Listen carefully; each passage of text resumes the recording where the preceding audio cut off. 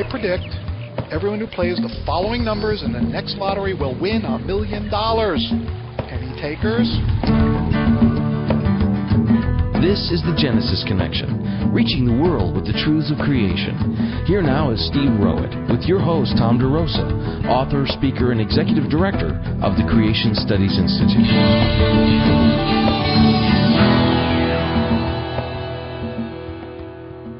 Tom, lots of people make predictions, but very few actually manage to be accurate. We said yesterday that the creation model and the evolution model both make predictions. What can we learn from the predictions that these opposing models make?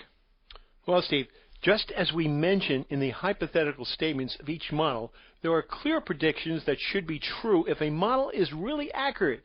And here are some presuppositions of these two models. The creation model predicts that we will find separate and distinct kinds of life forms. The evolutionary model predicts transitional forms between kinds and various life forms. The creation model predicts we will find intelligent design in nature. The evolutionary model predicts beneficial mutations. The creation model predicts a tendency towards decay, and the evolutionary model predicts things will go upward and get better. The creation model predicts the extinction of species, and the evolutionary model predicts new species. So there are distinct differences in the predictions of these two models. That's right. But in the United States, students are not taught to think presuppositionally. American students read comic books and play video games. We do not realize that when we present only one theory, only one hypothesis, only one model, that we are not educating, we are indoctrinating.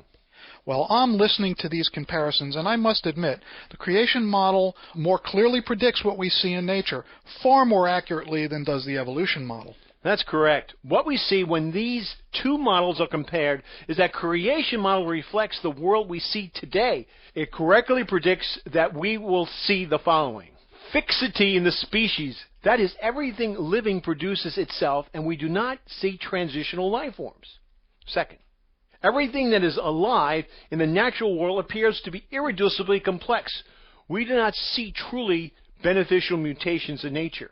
Thirdly, there is a tendency towards decay. The creation model predicts the second law of thermodynamics, or entropy, and that things are not getting better as the evolution model predicts. And finally, life forms are becoming extinct, and they are not being replaced by new species and new kinds.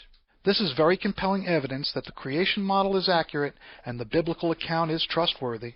That is absolutely correct. When the facts are examined using the appropriate scientific tool, in this case a comparison of models, the evidence ends up supporting the biblical account. The evolutionary model must make secondary assumptions as to why its predictions are not accurate. Well, I predict that if you examine all the evidence for creation and all the evidence for evolution, that the pluses, the facts, really will support the biblical account of creation. Call us toll-free at 1-800-882-0278 or visit our website at www.creationstudies.org. Click on our resource page. That's toll-free, 1-800-882-0278, or visit that website at www.creationstudies.org.